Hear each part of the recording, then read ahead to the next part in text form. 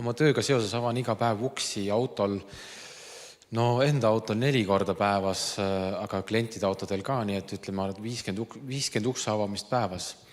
Ja reedel ma tõmban auto ukse lahti ja ma tõmban omale selle ukse silmaauku. Tundus nagu väga jabur ja mõtlesin, et miks niisugune asi.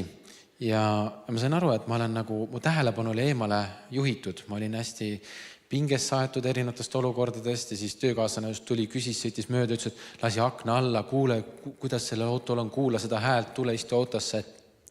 Tõmbasin kõrvaliste ukse lahti, põmm, silmaauku. Mõtlesin, täitsa lõpp jah, et silm pähe jäi. Ja siis tõmbas korraks nagu mustaks ja mõtlesin, mis värk on. Ma hakkasin mõtlema, et jumal, kas sa tahad kõnetada mind kuidagi selle loo kaudu? Ja ma tajusin, et ära kaota valvsust lihtsates asjades. Ole tähelepanelik, sest et vaenlane ei maga. Ära lase ennast lõdvaks. Ja isegi kui sa teed seda asja iga päev hästi palju, siis me ei tohi kaotada valvsust. Ära anna vaenlasele maad.